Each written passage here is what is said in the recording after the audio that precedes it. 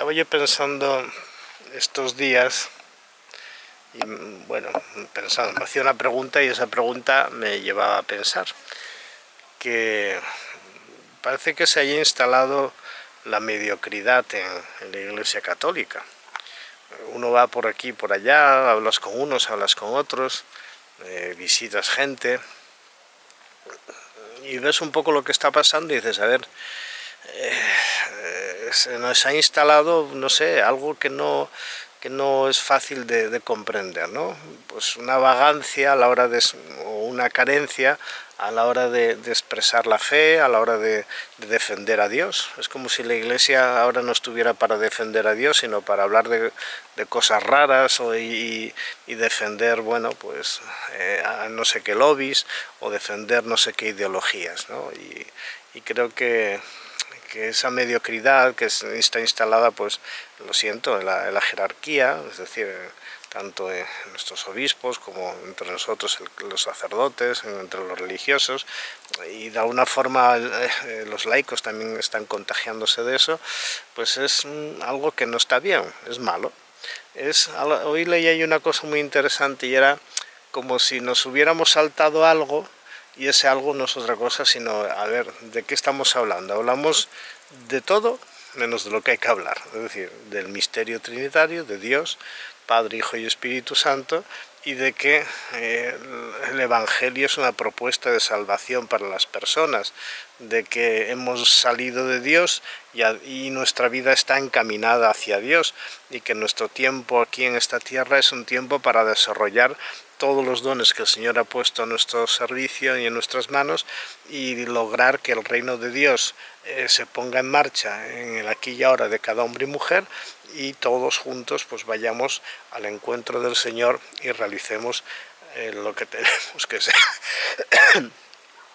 Nos afanamos en una cantidad de cosas que yo qué sé, vivimos muy por fuera, muy por fuera. Ayer mismo celebrábamos la fiesta de Santo Domingo de Guzmán en un convento de monjas muy amigas mías y bueno, allí había un obispo y nos contaba lo que él había visto y oído en la JMJ y bueno, había un grupo de sacerdotes y de alguna forma sí, todos nos damos cuenta de que estamos adentrados en una mediocridad.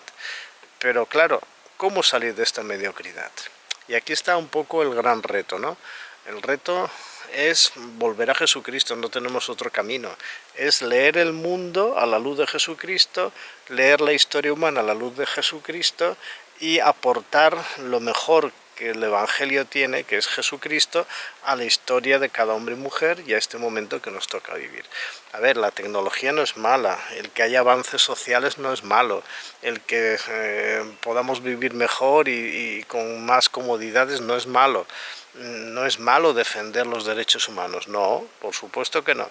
Ni es malo pensar el ser humano en una totalidad y tal como Dios lo ha creado y sin prejuicios. Yo creo que nosotros en el siglo XX tenemos mucho más prejuicios que los hubo en el siglo XIII, por ejemplo, o antes. Es decir, es como si hubiéramos experimentado un retroceso. Sí, sí, mucha técnica, mucha ciencia, pero ni nos comunicamos, ni mejoramos las cosas y al final pues todo queda en egoísmos y todo queda en, bueno, a ver cómo contentamos a este mundo, ¿no? Vamos a divertirnos lo mejor posible y hay una cierta inercia, una vagancia.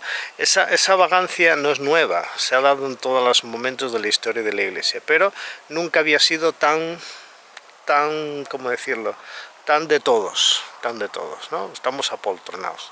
Y es verdad que hay voces que piden otra cosa y a nada que uno piensa dice, a ver, es que necesitamos otra cosa. Bueno, pues esa otra cosa es, como he dicho antes, volver a Jesucristo y desarrollar una vida cristiana honesta. Bueno, pues hay que ir a lo de siempre, a las fuentes de la fe, la Sagrada Escritura, la oración, la mística, la lectura, leer sobre grandes personajes que nos sirvan de modelo y que nos inspiren el cómo afrontar el momento en el que estamos viviendo y sobre todo el que como comunidad cristiana nos sepamos aferrados los unos a los otros, ensamblados en una comunión. Y en esa comunión todos tenemos algo que decir y todos tenemos algo que hacer. No vale escurrir el bulto. ¿Tiene la culpa el Papa? Bueno, el Papa tendrá su responsabilidad. ¿Tiene la culpa el obispo? ¿Tiene la culpa el cura? Cada uno tendrá su responsabilidad, ciertamente. Pero entre todos hemos de hacer un trabajo. Dicen que no hay santos. Hombre, yo creo que hemos conocido incluso santos de gran magnitud que han vivido entre nosotros y los hemos palpado, ¿no? Estoy pensando en Teresa de Calcuta. Vamos, si alguien duda de que Teresa de Calcuta es una cristiana ejemplar, pues apaga y vámonos, ¿no? Bueno, ese es un ejemplo, entre otros muchísimos. Hoy hay muchos cristianos anónimos que viven en santidad. Yo los tengo en mi parroquia y los veo cada día. El creer, el mantenerse firmes en la fe, la búsqueda de no dejarse amedrentar, el vivir con mucha sencillez el día a día y con una actitud de gratitud y de confianza. Y bueno, hacemos lo que podemos, pues eso es lo que tenemos que hacer. Pero más que hacer lo que podemos es volver a Jesucristo, poner a Jesucristo en el centro de todo, porque es desde Jesús desde donde accedemos a Dios, que es Padre, desde donde recibimos el Espíritu Santo que nos santifica. Y justamente es la vida cristiana, una palabra de bendición, una palabra de santificación, una palabra de sanación y de salvación para las personas en concreto. Y necesitamos volver a Jesús. Este domingo hay 3 lecturas muy interesantes y la segunda dice una cosa que me ha hecho pensar, y es cuando San Pablo dice, es que, ¿qué está pasando? ¿Qué está pasando que los que dicen que tienen que creer no creen?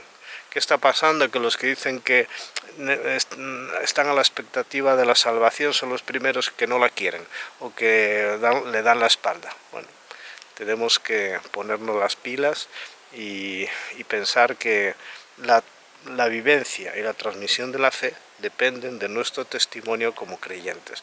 No es cuestión de multitudes, es cuestión de que tú y yo optemos por Jesucristo y no tengamos ningún miedo de seguirle y hablar de él.